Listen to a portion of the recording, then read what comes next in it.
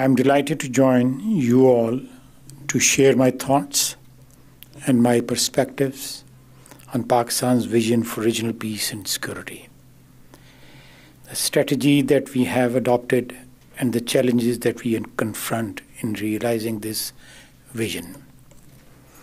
I will keep my remarks short so that we have more time for questions. Ladies and gentlemen, undoubtedly, we are living through extraordinary times. Today, violent extremism, anti-globalization sentiment and xenophobia is on the rise.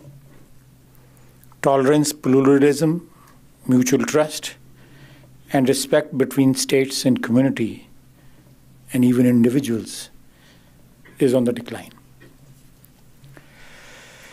It is in this broader and complex environment that Pakistan seeks to pursue its vision for peace, security, and stability in the region and beyond. Ladies and gentlemen, the scourge of terrorism, violent extremism, and accompanying insecurity, stagnant economy, and severe energy shortfalls were Pakistan's principal challenges as we assumed the reins of government 4 years ago. For us, the starting point and the most urgent task at hand was to put our house in order. Looking back, I think we have done well in dealing with challenges that we inherited. On the security front, through a relentless military and law enforcement campaign, owned and supported by the people of Pakistan, the terrorists are put on the run. The terrorist networks were dismantled and their safe havens were destroyed. We have also launched a very effective and focused intelligence-led law enforcement campaign against terrorist sleeper cells across Pakistan. The success of our across-the-board and non-discriminatory operation is fully reflected in the improved security environment in Pakistan. Last year witnessed the lowest number of terrorist incidents in over a decade. International cricket has returned to Pakistan and internal tourism has witnessed a spike. Dear friends, the growing economic stability is another concrete manifestation of the government's single-minded pursuit of its multifaceted agenda for revival and reinvigorating Pakistan. Our economic growth has picked up, tax receipts have risen, inflation is under control with stable foreign remittance inflows and vibrant stock market. Today, Pakistan's economic upturn is being noted worldwide.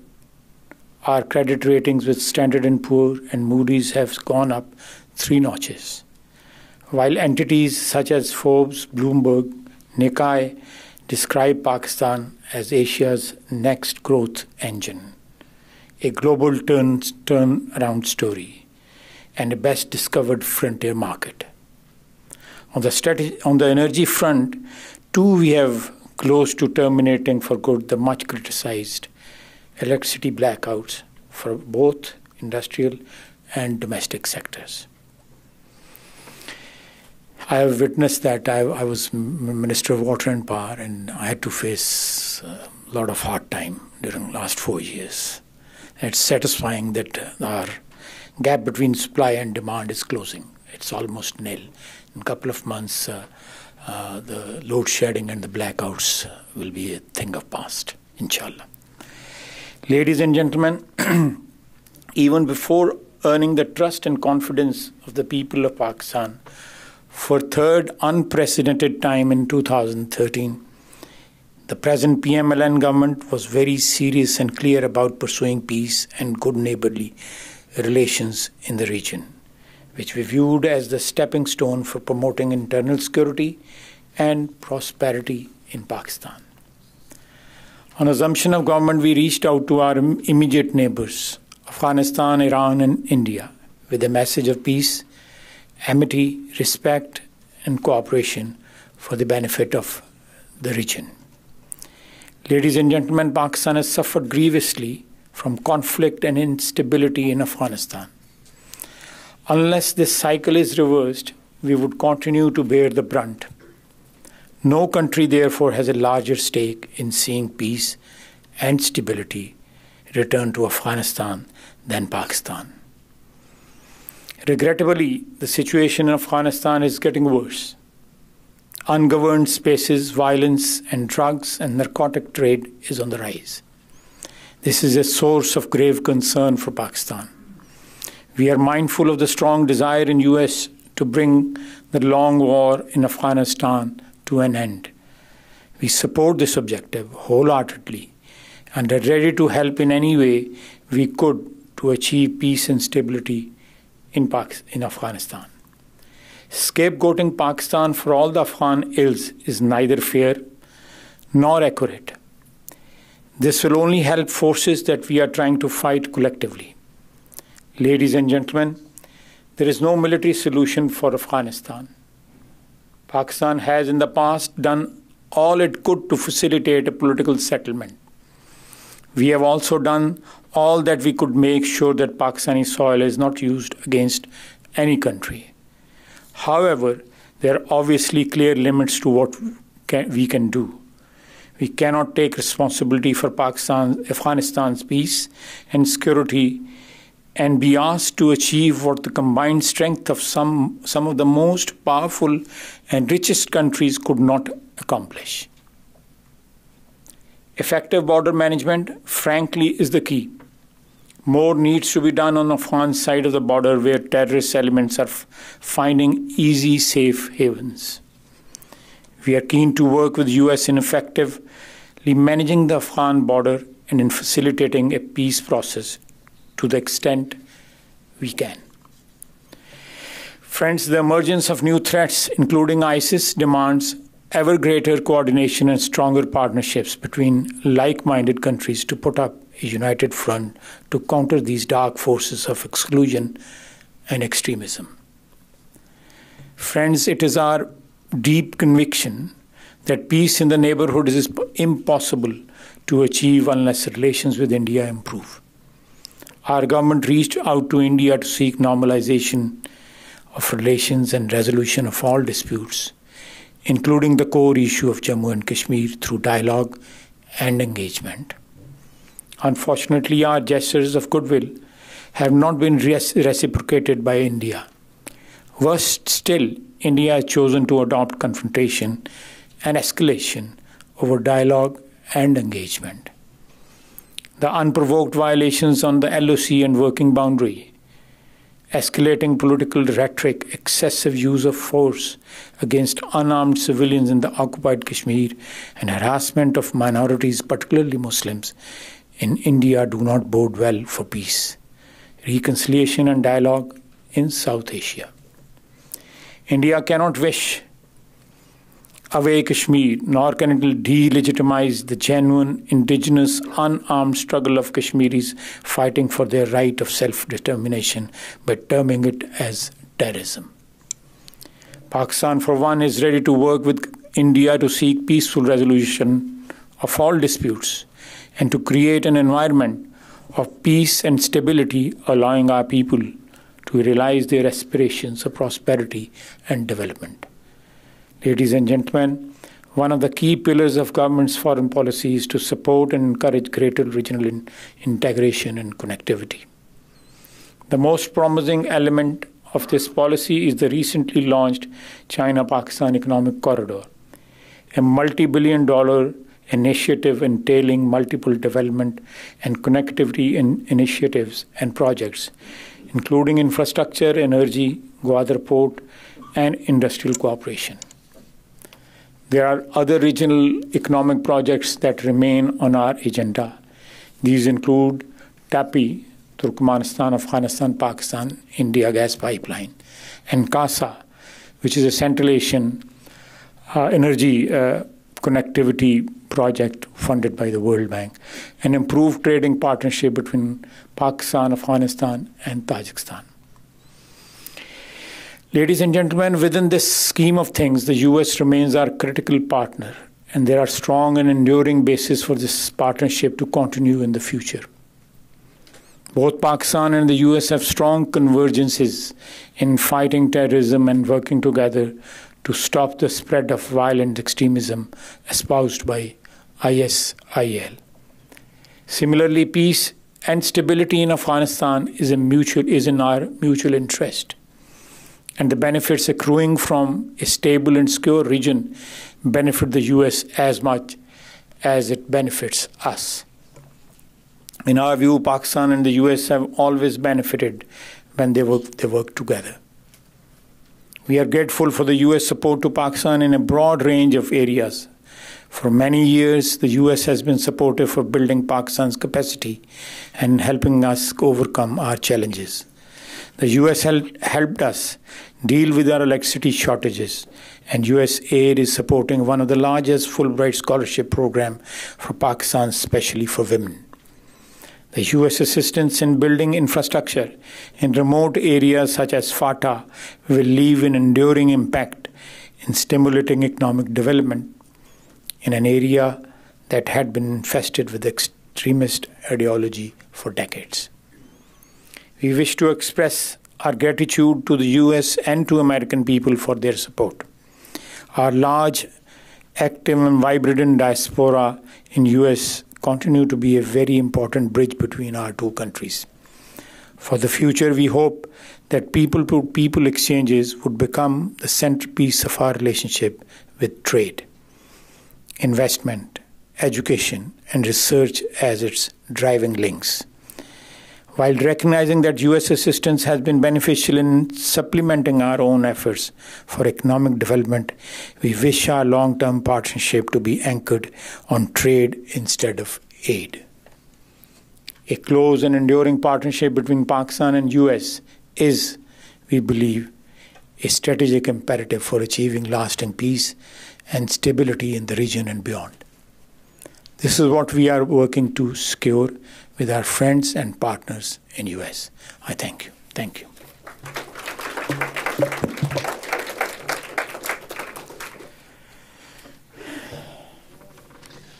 Minister, I think there's a chair with you. Thank you. With your name on it. Oh, yes. I didn't see that. Minister, thank you very much for the opportunity to talk to you, and to the audience, thanks for being here. Beautiful, balmy, late September evening. And we're going to talk up here for 25 minutes or so, maybe half an hour, and then we'll turn to your questions. But those can only reach us by index card. I already have a handful of them, so in the next 20 minutes or so, if you have a question you'd like me to pose to the minister or consider, just please pass it forward. So that was a very comprehensive and helpful talk. You understandably started and ended on the relationship with the United States, so let's start there as well. After you read or heard President Trump's speech in August, where he seemed to depart rhetorically in his criticism of Pakistan from the language of American leadership over the last few years by specifically saying he thought Pakistan needed to do more and specifically inviting India to do more in Afghanistan. What was your reaction? Not very pleasant.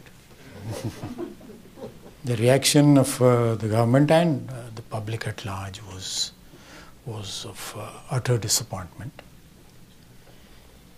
Though not shocking, it was not unexpected, but it was unpleasant.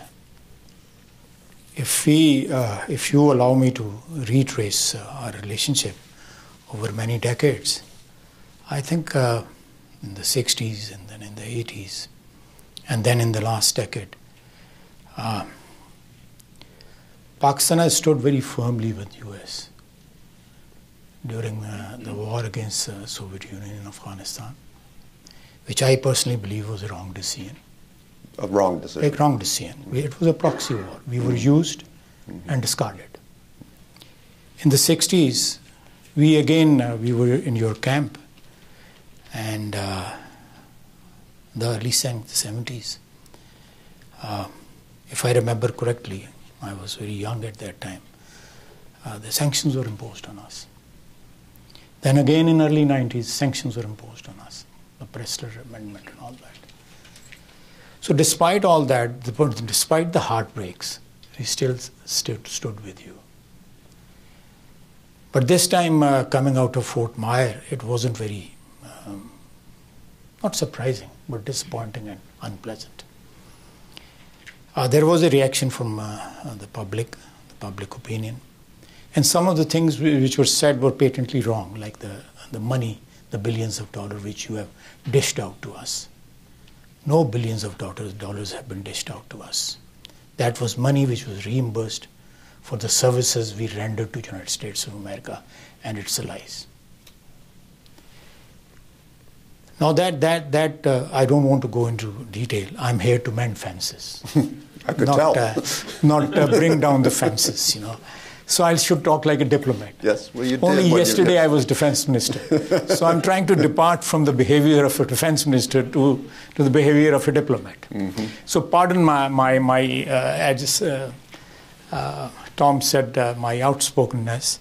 So I'll try to mellow it down a bit.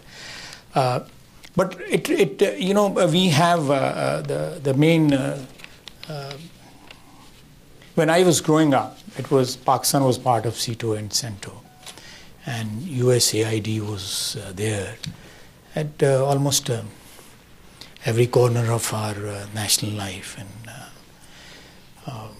we still value this relationship. It's not that we don't value this relationship. Well, one thing that in the recent years, there was this also an experience of disillusionment in 2011, mutual disillusionment, I would say, after a period of great ambition in the relationship to try to forge a strategic partnership that would be of a different and more enduring character, and that sort of fell apart in 2011. There was a reduction of relations, but then things seemed to steady for a while. It picked up. And of course, you deepened your relationship with China, which I do want to talk about.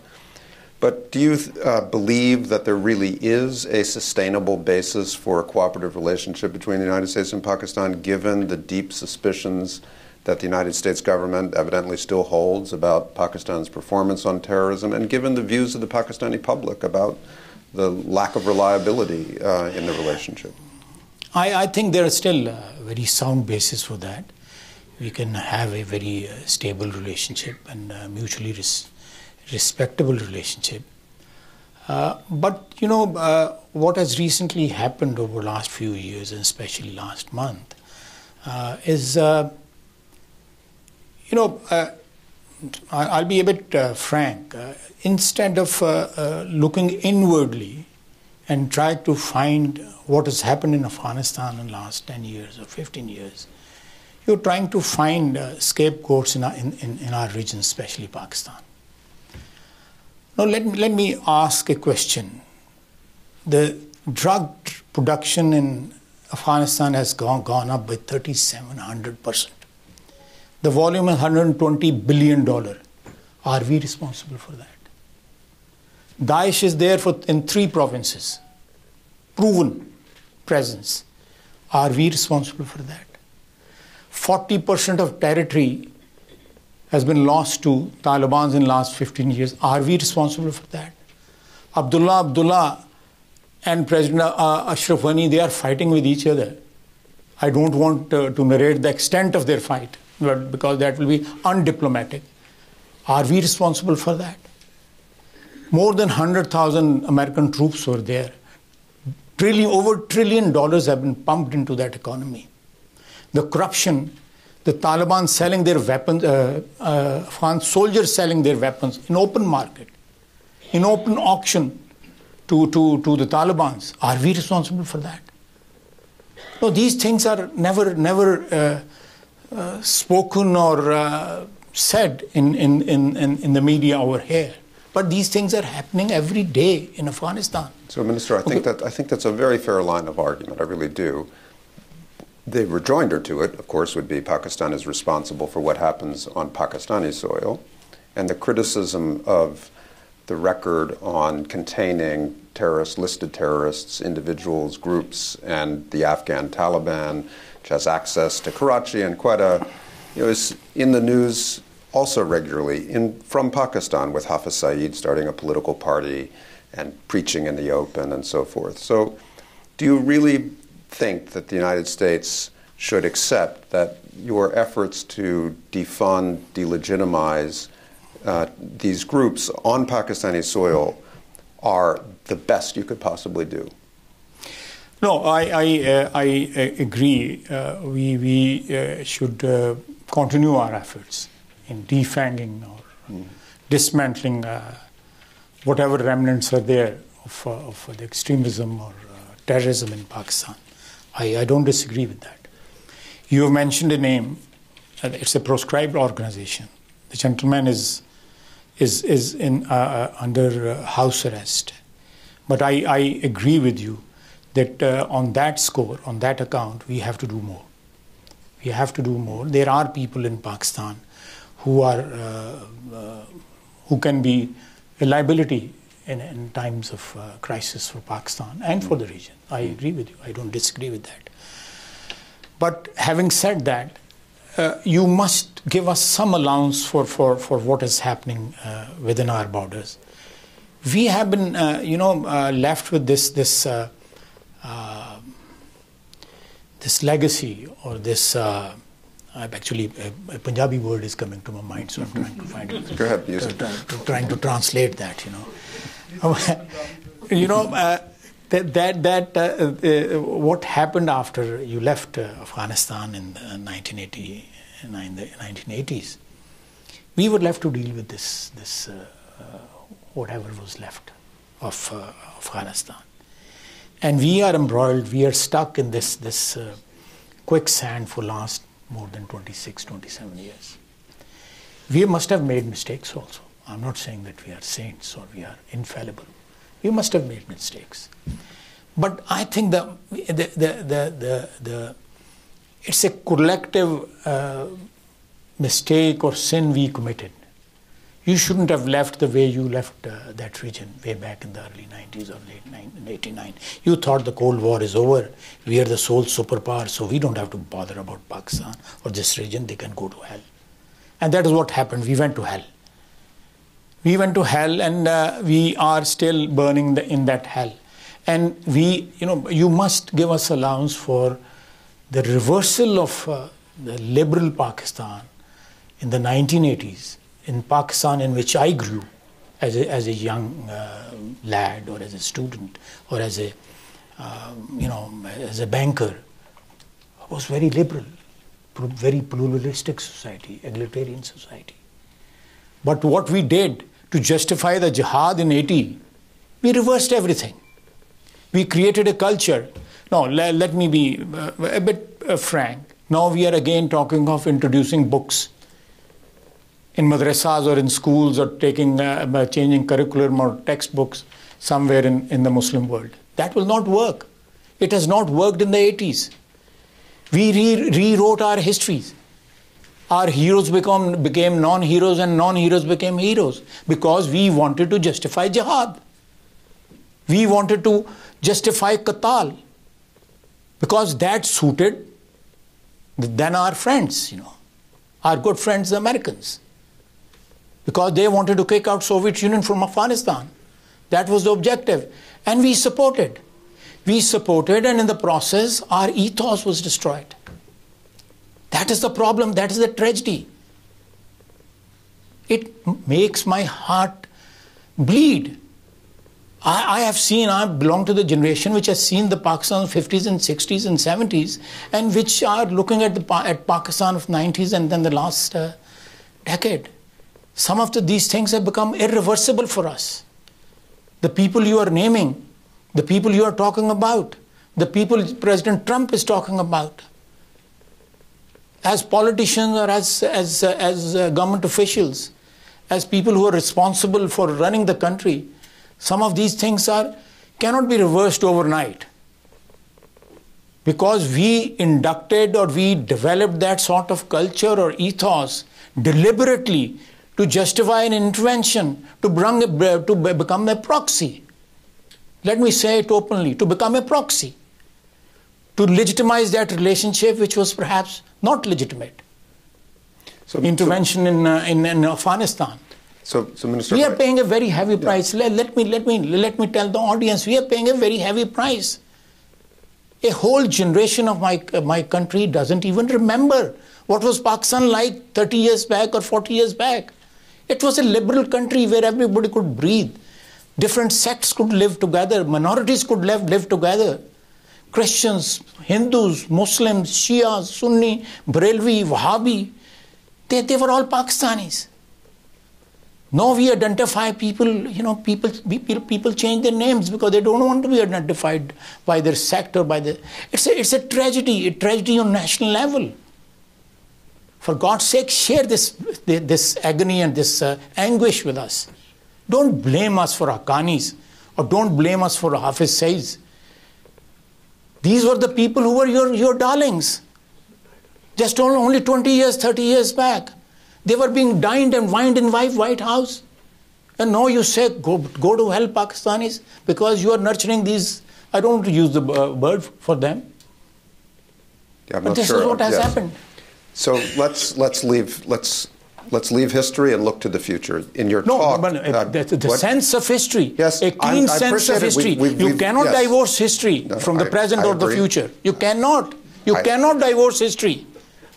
History is an integral part of my present and my future. You're talking to someone who can't write about the present without writing a 200,000-word book about the past. Yeah, I know. I've gone through your book. Basically. I've gone through a book. So you are a very eminent writer. I have got great respect and regard for. But for God's sake, let me bear my pain or my insight before this audience.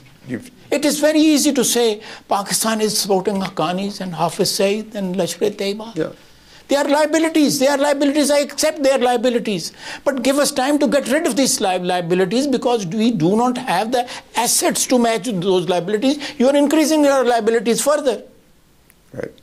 So the reason I wanted to make a turn was because one way to help you have the time and the space to manage the problem in the way that you're arguing for would be to achieve stability, a reduction of violence, a political settlement in Afghanistan. And in your talk, you referred to the imperative of searching again for that settlement.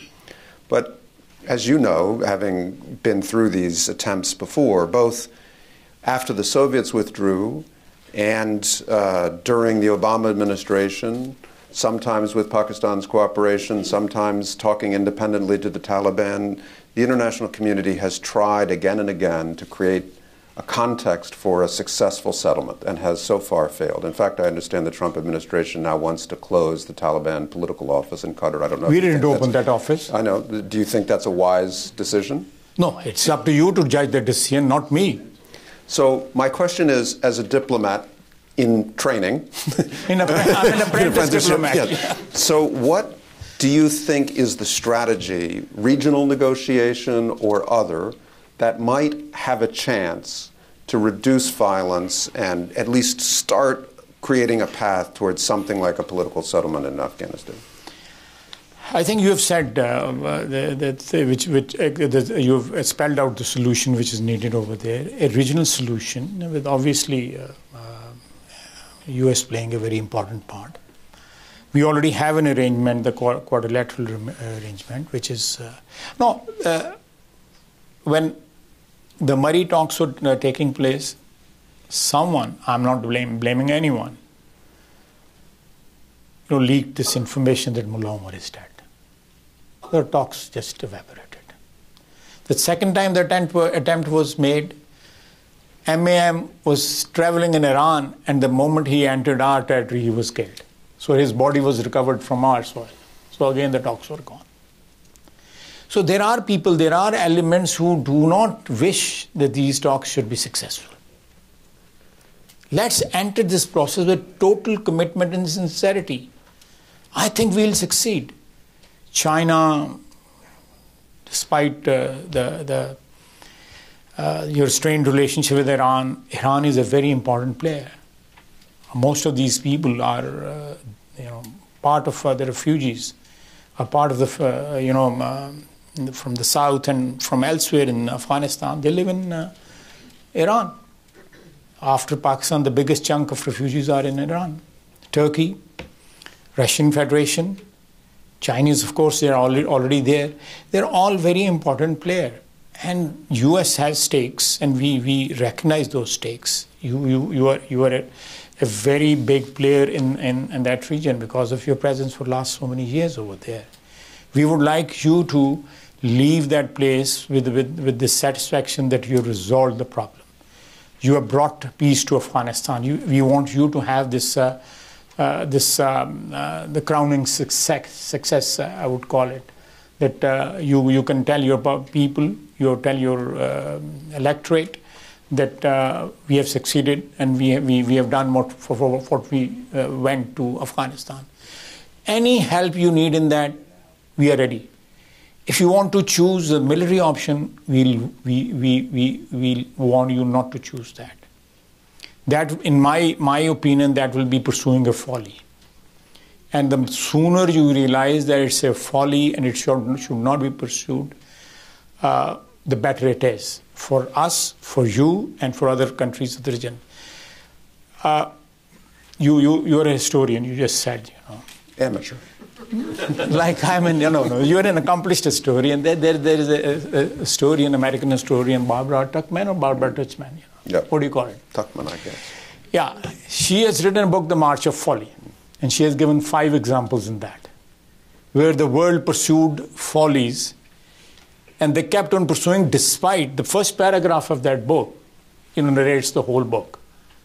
That despite the realization that a folly is being pursued, but the governments still pursue those follies, like in Vietnam. Like the Renaissance popes. These 3, 4, 5 examples are there. So in the same manner, in my opinion, in my humble opinion as a student of history, there is a folly being pursued in Afghanistan. We have to change that approach. And the folly is the search for a military solution. Yeah, this is why, absolutely. So, because my time is limited, I want to switch a little and talk about Pakistan's relationship with China, which you also mentioned in your talk. Of course, a very long, deep strategic partnership going back many decades. We use that relationship for you.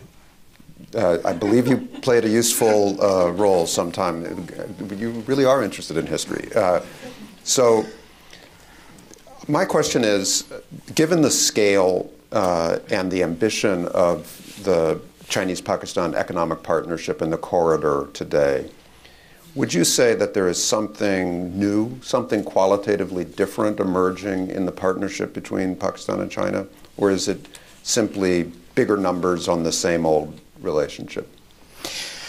No, I think there is definitely something new to it. Let me give you a bit of context. When we took over the government, especially in the energy sector, we were in deep trouble. And we couldn't raise funds from international agencies or from our friends in US, or US was helping us in projects like Kurumtangi, Gomulzam Dam, Satpara. These are small projects, but they are in sensitive areas. Mm-hmm. So they have their political significance, they have their strategic significance. They were helping us in installing smart meters, which obviously help in improving the distribution system. So the international help was there, but the problem, the quantum of the problem, or the size of the problem, was so large that we needed much bigger help, and that came from Chinese. Now, $36 billion plus is being invested into power sector. Then about $8 to $9 billion are being invested in railway. The rest of the money is going to Gwadar port or the road infrastructure. I think after the completion of CPAC, and if the other countries are integrated to this network or to this corridor, there will be a quantum jump in development of this whole region. The connectivity will take place, and trade will develop, commercial relations will improve.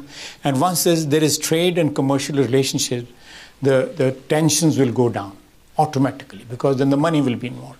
And when there is money involved, when there is money to make, when there is profit to make, obviously the other part, the strategic part, or the animosities, they go down because people have vested interest, and then public has vested interest. Then the groups which are making money out of it, the business, big business is making money. So there is a lot of pressure. I think it will ultimately bring the tensions of the region down. Tensions between Pakistan and Afghanistan, tensions between Iran and other countries, tension between us and India, tension between China and India. So I think if you look at the trade volume of this region, it's the lowest in any region in the world. Lowest. The figures are shameful. $1 million, $5 million, $8 million. This sort of. Now, this is something I think this is definitely a qualitative improvement on our relationship, which we previously held with the Chinese. Chinese have been very reliable friends, but I'm not comparing our relationship with the relationship we have with Chinese. They are not at your cost, or our relationship with you is not at their cost. It's not personal for me. I'm just trying to explain, I'm just trying to explain. And we have, in last 5-6 years, we have achieved substantial improvement in our relationship with the Russian Federation also. We are, after the Americans stopped selling us armaments, we are buying armaments from there. The helicopters which we are using, or we are about to use in CT effort, those are Russian helicopters which we'll be using. And despite the war which was being waged against terrorists on our soil, we were not allowed to buy F-16, old F-16s from Jordan. So I think a lot of unfairness, but do you think I'm your guest and you're my host? Let's not talk about. But in the wider picture of great power jockeying, you mentioned China, Russia, the United States in the same paragraph there. Are we, in your opinion, in what Fareed Zakaria called a post-American world? Is part of your calculation that the United States is in retreat?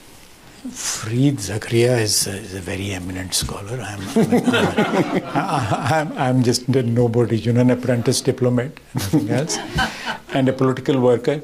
But let me, there will be one day a post-American scenario. One day, and civilizations are like human beings. They have their youth, they have their middle age, and then they have their own like seasons. They have spring, and summer, and then autumn and winter. So all the big civilizations like Romans and Greeks and Arabs and Islamic, the Europeans, they have withered away ultimately. So, but there is no imminent danger to your civilization. Thank you. Let me assure you.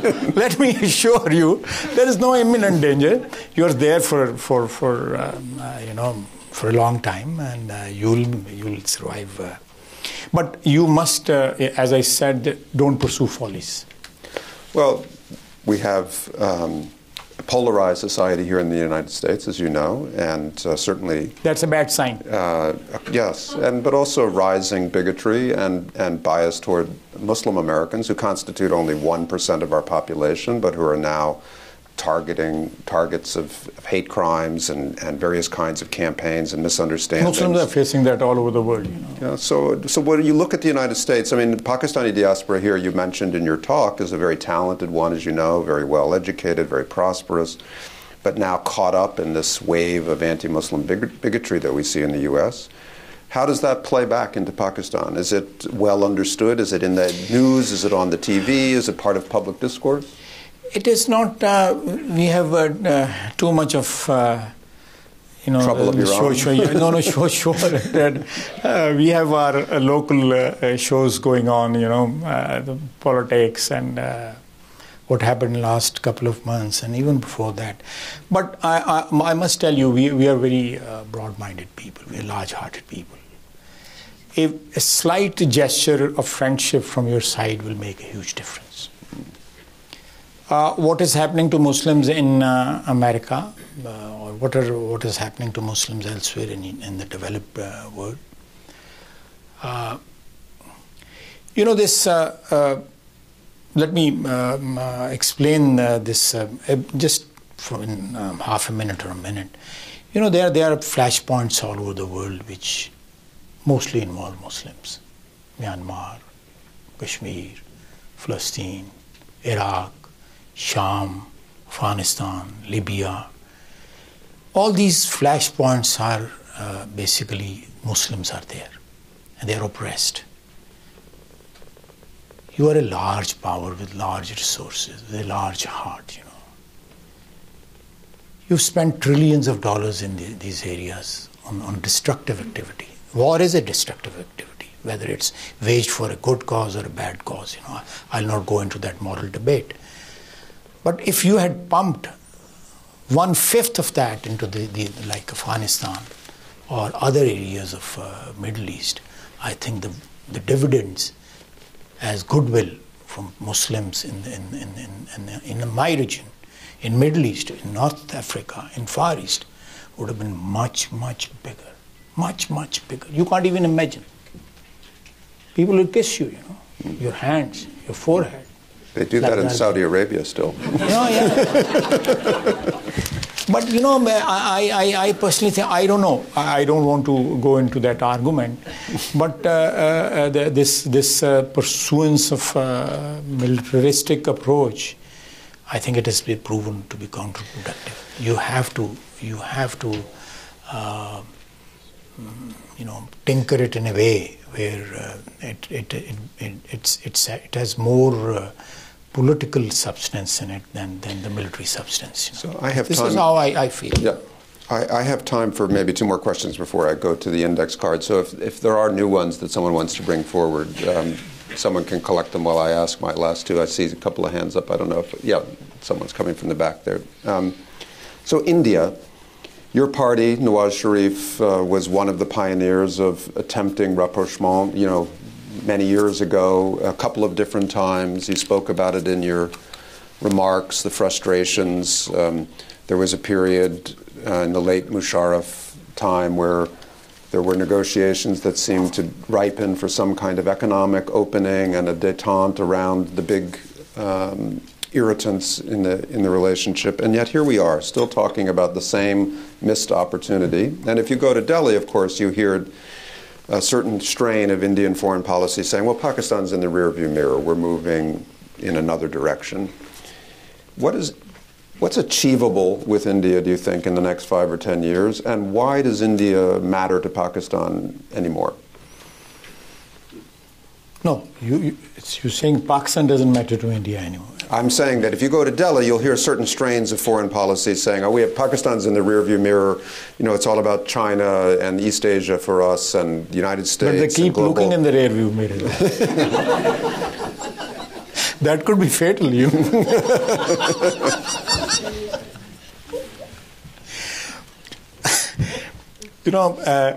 So how does it look out of the Pakistani windshield? Nawaz Sharif staked his political career for achieving or stabilizing our relationship with India. I won't say that it can be pleasant or a lovey-dovey relationship overnight, but stabilizing our relationship with India. And Nawaz Sharif was called Modi's friend and a traitor by our political opponent in Pakistan. Despite that, Nawaz Sharif still pursued that objective. With all sincerity and with all commitment, even today he thinks that friendship with India will bring dividends to both the countries and it will bring lasting peace to the subcontinent. We are people from the same stock. Partition in 1947 created two new countries.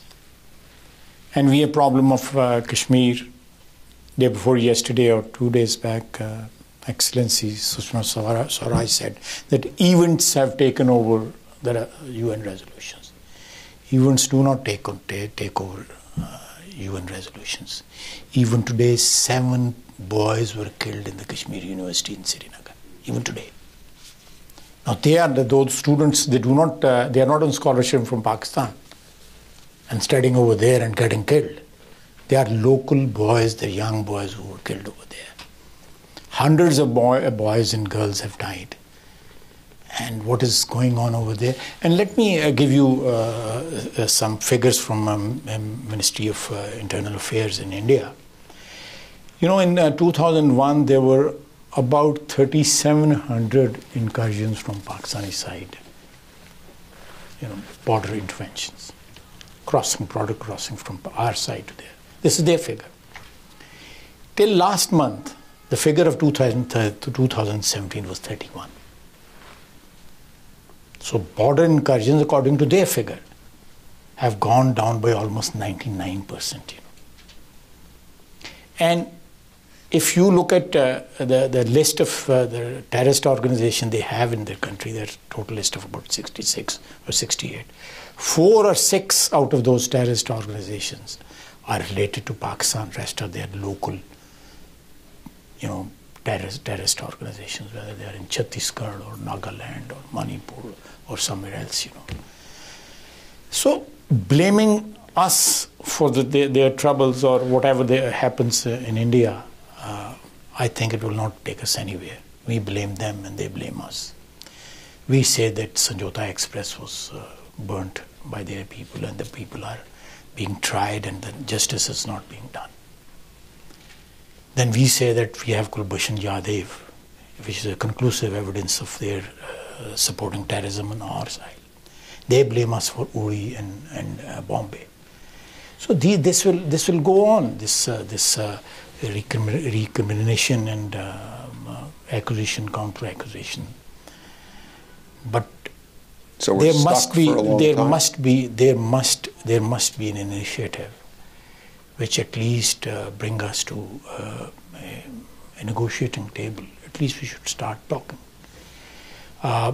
We have a line of communication between our military operation on Pakistan side and India side. We have contacts between our NSA and their NSA, but this has to be widened. And what is happening in Kashmir is of very this cause is very dear to Pakistan. This is something which cannot be just thrown away or forgotten. It's there and it's burning and people are giving their lives for it. So how can someone expect from Pakistan to abandon Kashmir? This cannot happen, you know. Yep. But you know they had a stalemate on border with China. Well, they have a volume of about $78 billion of trade with China. So both sides are making money. That is what I was referring to. Once this CPAC comes to life, and the countries of the region are interconnected and there is connectivity, the interdependence, the commercial interdependence and the trade interdependence will force the countries of the region to find solution for their outstanding issues. So I have some very good questions from the audience. Some were so brilliant that they were already questions I've asked, so I've set them down. But I wanted to ask one last one, a matter of sort of Pakistani domestic affairs, but of interest to U.S. foreign policy. You have elections coming sooner rather than later. What's the foreign policy difference between PMLN and PTI at this stage, would you say? I would call myself, if I'm allowed that indulgence, that we are much more liberal than PTI in political sense, on foreign policy front. They appeal more to people who are on religious fringes sometimes. Even today I read a statement by PTI leader. But let's not, I don't want to wash our dirty linen on this international forum, you know. We have enough of that back home in Pakistan. But I personally believe that our foreign policy is not,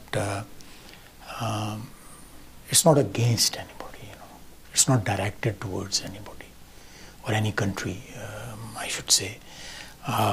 We sincerely want to achieve peace. Last week I met NSA, Afghan foreign minister, both of them I met. President Ashraf Ghani couldn't meet our prime minister. I won't go into the reasons, but the fact remains that I had a very good conversation with both the gentlemen, very good conversation, and I think we can find a way out of this tragedy which has been perpetuated in Afghanistan. All we need is that they have their political problems in Afghanistan, some genuine problems in Afghanistan, and a lot of people. One of our diplomat in Afghanistan, if I'm allowed to say, defined the Afghan situation that Afghans are at peace when they are at war. So this is, the Afghan leadership, Afghan hierarchy, or the ruling elite. Somehow or the other, their vested interests are entrenched into ongoing unrest in Afghanistan. I would say politely. I won't say it. I'm saying it diplomatically. Really? Yes. You call that diplomatic? U.S. Secretary of Defense Mattis said that the U.S.-India ties, which he wanted to deepen in Afghanistan, should not affect U.S. ties with Pakistan. Do you agree with that? I'll believe him. I'll believe him. You do believe it? Yeah, I do believe it. They can proceed on independent tracks. That can take place, and but we don't see any military role or any strategic role of India in Afghanistan.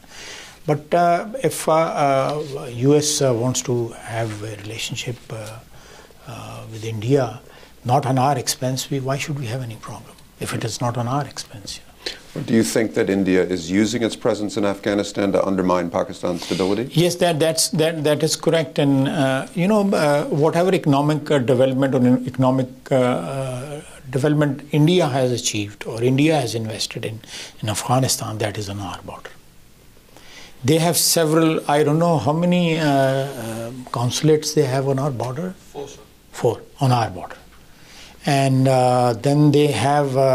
Most of the investments they are doing is in the Pashtun areas, bordering Pakistani border. So that is something which alarms us. And then most of these people we are kicking, like Lashkar-e-Jhangvi and others, who are being after this operation which was launched last 4 years back in 2014. Most of the cadres which were pushed out of Pakistan, they found a pattern in RAW or in Indian intelligence agencies or Afghan intelligence agencies. So what is going on in Pakistan? What we are being blamed for, having safe havens on our soil, we believe, and this is admitted by the Afghan government, that our TTP, they have safe havens on Afghan soil, and they operate from there on Afghan soil. The gentleman, I shouldn't call him gentleman, I'm sorry, the terrorist who killed the children in APS in Peshawar is in Afghan custody. The NSA told me that we can exchange that terrorist with the terrorists you have. So that is something which is Kulbhushan Yadav, is confessed, and that's something which is very conclusive. So we do blame. Let me tell you, in last 3 days in my constituency, I live on the working boundary. Sialkot is on working boundary. 7 women have died, civilians, from shelling. Mm-hmm. Cattle were targeted. These electricity transformers were targeted. Because in those villages on the border, on the zero line, their main economy is milk selling. Dairy is their main economy. So they try to hurt them by killing the buffaloes or cows. So speaking of attacks on civilians or the risk of civilian deaths in border wars, here's a question from the audience. What is your view on U.S. drone attacks contributing to increasing terrorism in Pakistan and the general sentiment of anger and distrust toward the U.S.? In the past, the frequency was much more. 6 years, 7 years back, now it's the frequency has gone down substantially, rather gone down almost hardly any drone attacks. Only we had, I think, about 2 weeks, 3 weeks back. That itself is an evidence that the terrorism on Pakistan soil has gone down. The allegation of safe havens or allegation of us nurturing the terrorists, that is no more, at least I would say to the level which is being said by the politicians here or politicians in Afghanistan. It's more of a rhetoric, but the drone attacks have gone down maybe many times over the last few years. That itself is a huge evidence. So I have sort of two related questions, or sort of related. One is whether the China-Pakistan economic corridor is really worth it. China prefers to use its own companies and hire their own people. Of course, you see in the pattern of Chinese investment in other parts of the world, such as Africa, some local backlash against the sort of expeditionary nature of some of these projects.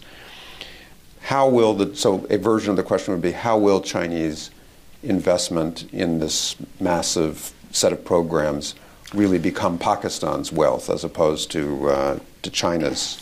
And then there's a related question which goes to your energy subject before, which is Robert Laidley asks if you can say a word about the TAPI pipeline and how that figures in your vision of Pakistan's energy security looking ahead. It's a very valuable contribution. I was in Turkmenistan about 3 weeks back. We are looking forward to a TAPI pipeline. It will be a huge contribution to offset our energy shortage, especially the gas. There's no doubt about it, and we are actively pursuing that. Afghanistan is our partner in that, and that will obviously, in my opinion, in our opinion, it will affect in a very pleasant way our relationship with Afghanistan, because they'll have stakes in that. Same it goes for CASA also. They have stakes in that, So if such projects are promoted, our relationship between Afghanistan, we have a meeting on the 1st in Dubai. I'm supposed to go there. I've asked somebody. On TAPI, you mean? No, on CASA. On CASA. CASA. So these two projects are of huge political, strategic, and obviously economic value to us. Well, I don't want to get too down into the energy minister weeds, but you did talk in your remarks about how far you'd come in delivering electricity and closing the gap leading to all those blackouts and shortages. So what were the elements of supply that bridged that gap? I'm sure there were elements of efficiency and reduction of demand, but where did the new supply come from? New supply, we have set up 3 plants based on our LNG. Total production of those 3 plants is 3,600 megawatts. Then we have another plant, coal-based plant, 1,320 megawatt in Saiwal. So these 4 plants, they amount to about 6,000 megawatts. But in addition to that, we have installed almost about 700 megawatts nuclear based generation. Then we have added this hydel energy also.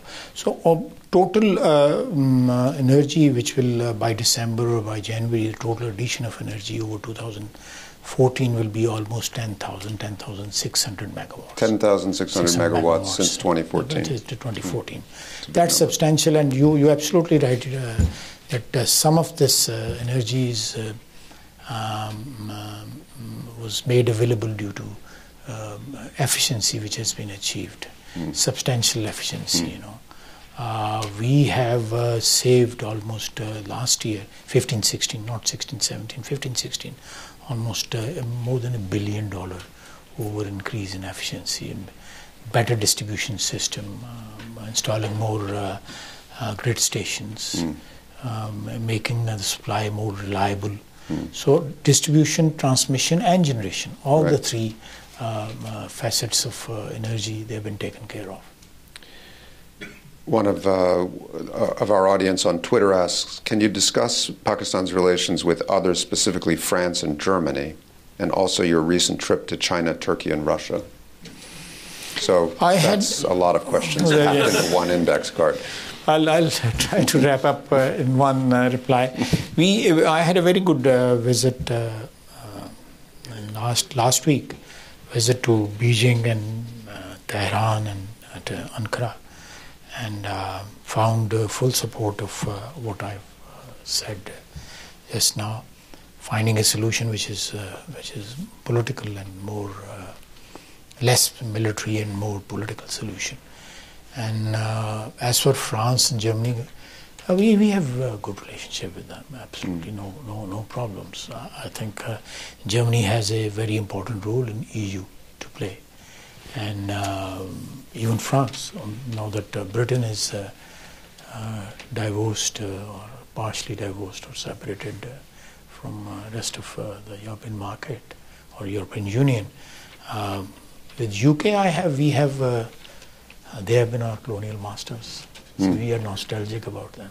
You are nostalgic about being, well, there's certainly a very large diaspora and obviously very close structural relations. Very close. We met, the Prime Minister and me, we met Prime Minister of UK at the reception in the High Commission.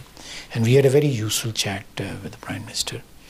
We met the Foreign Secretary also. We have a good relationship with the Europeans and UK. So maybe one last question, and then we'll wrap up and let everyone get out and enjoy the late summer air here in the beginning of autumn, a new part of our world here. Kashmir, someone observes, there's been a little back and forth between Pakistan and India at the UN this week. Some sharp exchanges. So there has been, as you said, a pattern of violence along the line of control and the de facto border. What's next over the next year or two? That's a question which bothers us also. That this sort of atmosphere or this sort of it cannot be perpetuated. This has to be taken care of this situation, because two nuclear powers with this level of animosity can be very dangerous. This level of animosity is ever rising over the last 2 years. When it becomes politically expedient for the rulers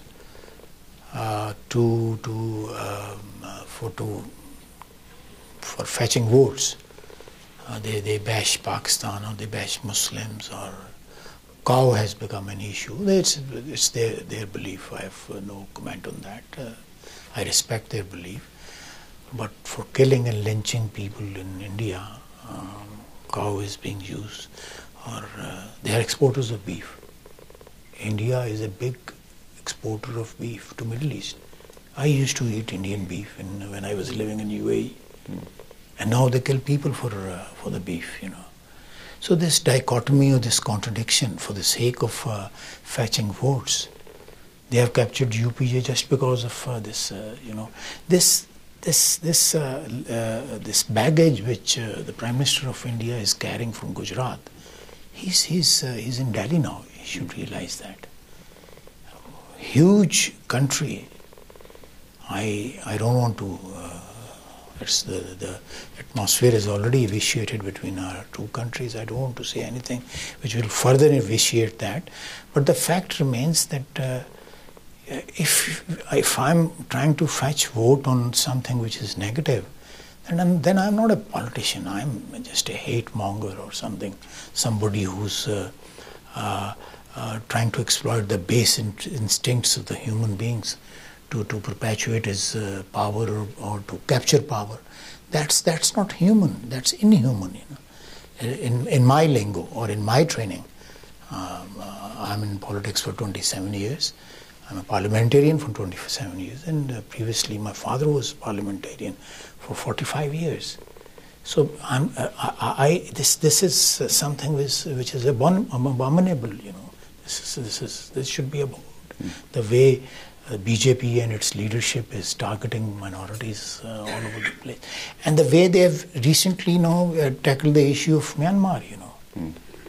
That is inhuman. These people are stateless almost. Myanmar is they are butchering them. Bangladesh is not accepting them. India is not accepting them. It's sad. They are human beings. They are not something which is or trash or something to be discarded like the way they are being discarded. So we wish to have a robust and a very meaningful relationship with India, but on equal terms, on mutual respect, and we cannot bargain on Kashmir. That is something we have to coexist. We have to find a way, and that way can only be found by negotiating and talking to each other instead of shunning each other. Well, on behalf of the audience, let me thank you for being so open and for spending this time with us. I'm really grateful. I think you're well on your way to being a fully formed diplomat. Yes. Thank you. I'll submit my report card to you. Yes.